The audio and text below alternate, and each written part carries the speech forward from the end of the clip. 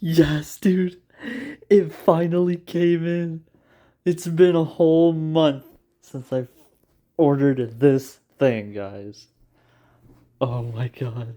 You have no idea how long I've waited for this entire moment. 40 amp hours. 60 volts. This is gonna be fucking insane, dude. Okay. Let me break it down on how I managed to get this thing. So I obviously ordered this off of Amazon, and this shipped out of China, and obviously it was going to be probably a couple business weeks, but it has been almost all whole month because I ordered this back in like the very beginning. I think, God, what is it, June or July? It was probably July. It probably, as soon as July started, I ordered this thing, and it is almost August. It's like the 28th as of this recording, but we finally got it. Now, obviously, you already know we gotta open this bad boy right here, but I am so excited that we finally got the last piece for my Emoto, and this is gonna be the final piece to finish this entire project that I've been working on for months. But I'm gonna switch to a different camera angle so that way you guys can see my reaction. I can just pretty much open this myself without struggling. I don't even know where to begin with this.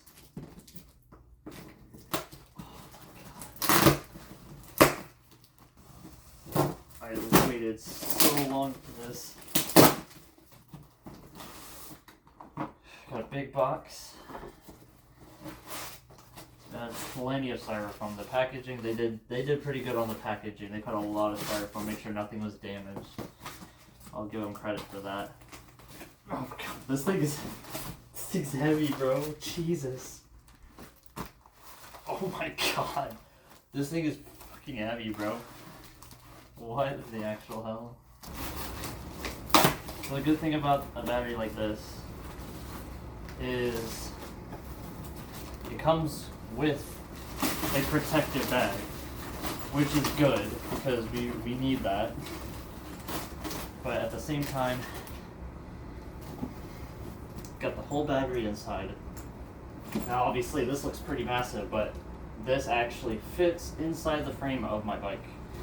So that's why I had to get something like this. There's not really any other battery that would honestly fit in my frame, but this is probably the best one that's gonna fit. Oh my god. I'll give you guys a closer look. Alright, so guys, this is the battery and all this stuff. So obviously got the cables, you got the charger cable right there if the camera will focus, and then you got the plug-in for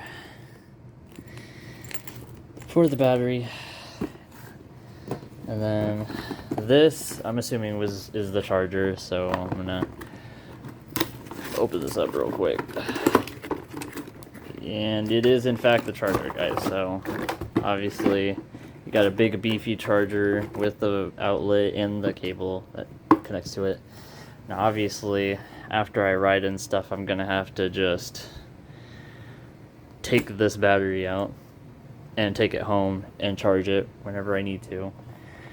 Which is not too bad. I mean, this is a pretty hefty battery. This is about almost a 20-pound battery with everything. So I'm going to figure out the cables.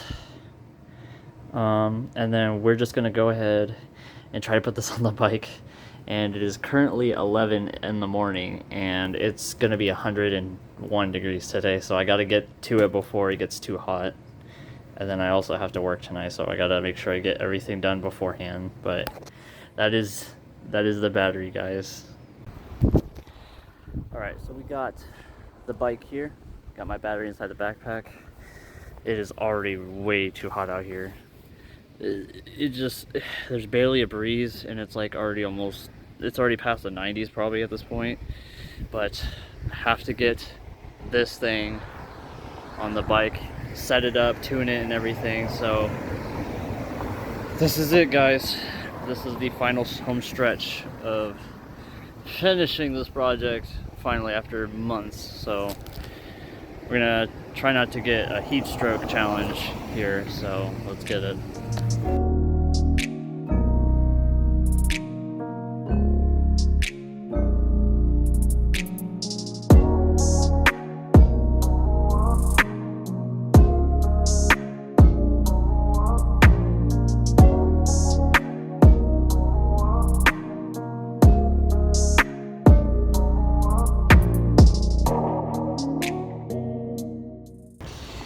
Alright, so we got the battery in. I don't know if you guys can see that.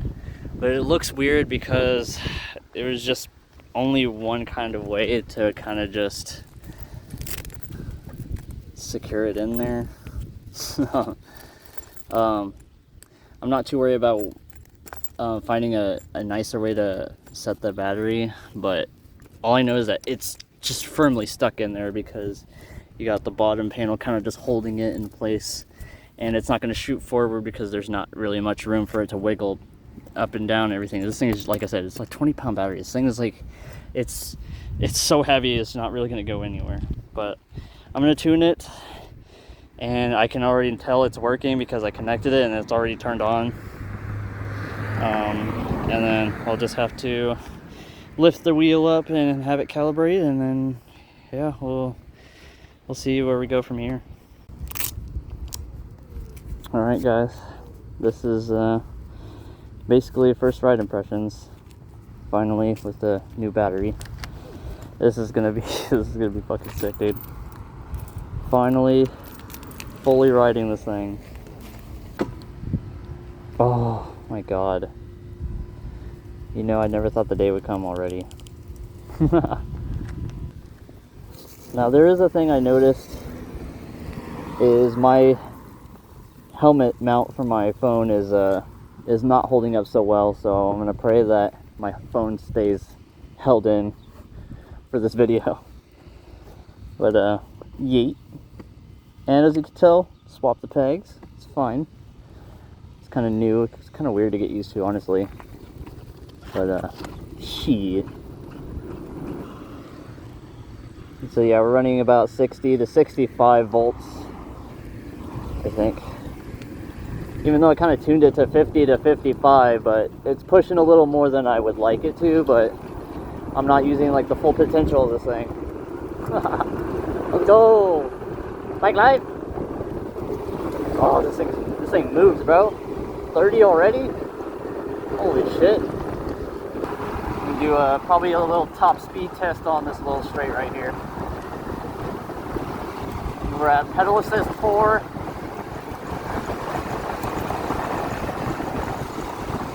40. Oh my god. I'm going 40. That's 40 miles an hour on assist 4, dude. Are you kidding me? What happens if I go to 5?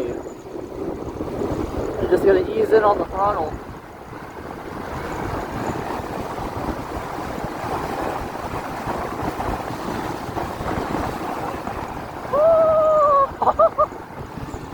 Woo! Oh my god. This thing's fucking amazing, dude. I think I hit 44 or 43, I don't know, I couldn't tell. I was trying to tuck in to get as much the least drag resistance. But oh my god, guys. Are you kidding me? 40 miles an hour on the 4th assist. I don't even need to be in the 5th assist to even keep up with traffic. It's just that crazy. It's ridiculous. Oh my god. And then I forget why I love this thing. Oh, bomboclat. Bomboclat. Woo! Chillin'. We're chillin'. Alright, what's going on, you guys? Welcome back to another BikeLyfe video. And we are finally on the bike with the new battery, and we're going 40 miles an hour on 4th assist, and it's really windy. But obviously I'm not using the headset mic because I just thought it wasn't a good idea to just like absolutely destroy the audio. I honestly prefer hearing myself a little more clearer with a little bit of wind noise, so I don't mind it. But holy shit, guys. Okay, no one's following me. Freaking awesome, dude. I love this little back road right here. It's freaking amazing. Just chilling. Oh my god, this is amazing, dude. I'm so glad I got this thing running, dude. Holy shit. Now, obviously, I got the new battery on, and it's a 60 volt, 40 amp hours. You know, this is exactly what I told you guys I was going to get, because getting anything more than that is going to be more expensive, and I wasn't willing to put myself in generational debt building this thing. But finally got it tuned. I kind of did a few test runs on this thing before actually recording, because I knew it was going to be a lot of trial and error to get this controller used to the battery that I have installed. So, and the first few test runs, when I tried to go full throttle, the battery and everything just completely cut out and turned off. And I'm assuming that's because of an over voltage or too much current drawing into the battery, because obviously I have the higher powered controller and the battery is not exactly right at the specifications it needs to be. So I had to tune it a few times, get a test run up and down the street. I kind of tried to ride it around. So when the whole thing was cutting off, I basically had to unplug everything and turn it off and turn it back on, just for it to reset the error. So, but now that I've tuned it just to where it doesn't do that, honestly, it's a lot better now. It doesn't really cut off when I try to use full throttle, so that's good. But I still kind of like take care of this thing. I don't really go full throttle. I kind of just gradually build up on the throttle, because basically when it cuts off, when I use too much throttle and it draws way too much power, it's almost as if you're stalling the bike and you have to turn it off, turn it back on, basically. But no longer an issue. So we actually have a fully functional bike now. The one downside about the battery that I got is it doesn't tell you what battery percentage is on. So I kind of have to keep track of my the miles I put on this thing on a single charge, or else I'm gonna learn the hard way on when it's gonna die. So I have to be careful about that. But all I know is I definitely get more range than I'm used to, so I can definitely go more than 20 miles on a single charge.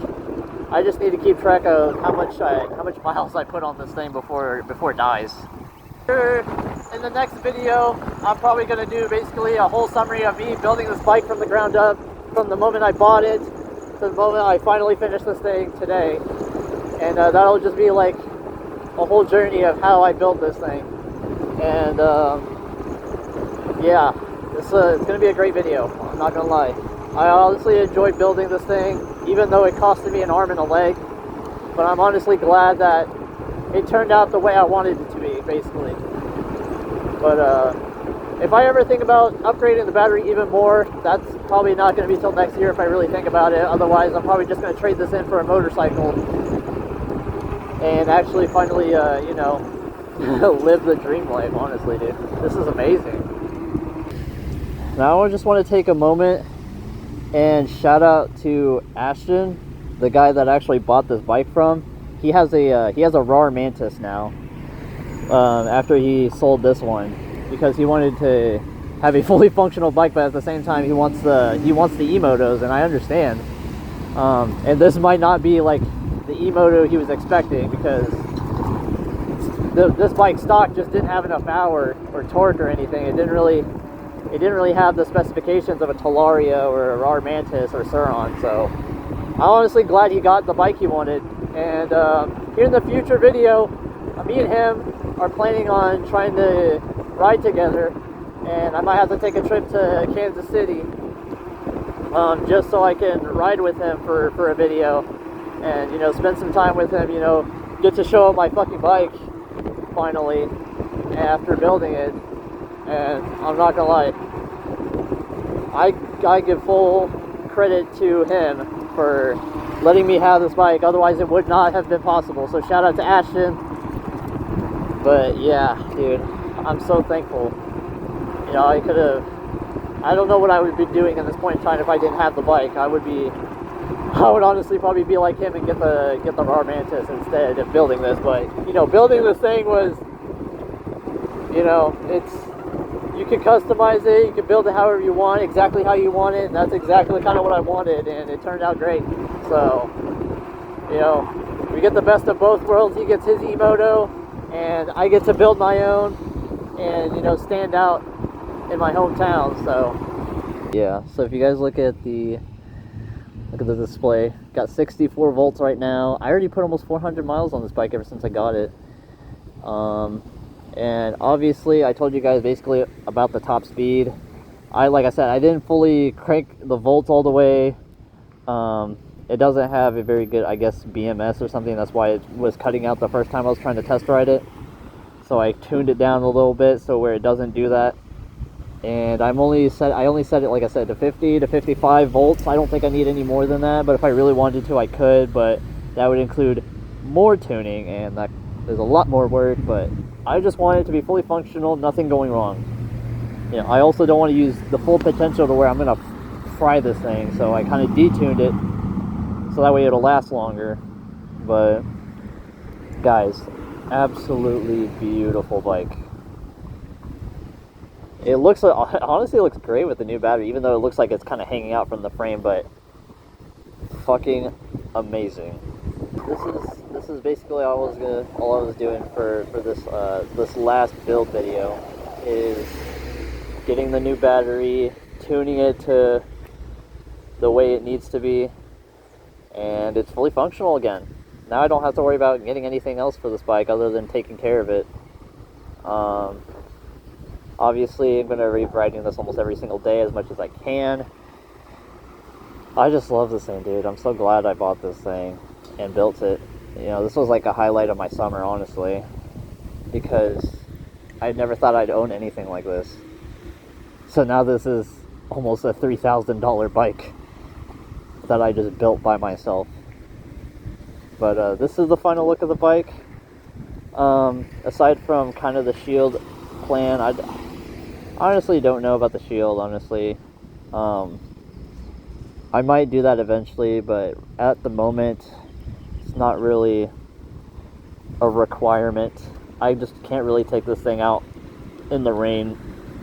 So if it does rain, I'm not going to take it, but in the beautiful weather like this, where it's like 70 degrees right now and it's like 8 in the morning, beautiful time to ride. Like, this is a perfect bike to take it. But yeah, one last time, shout out to Ashton for letting me buy this bike from him a while back.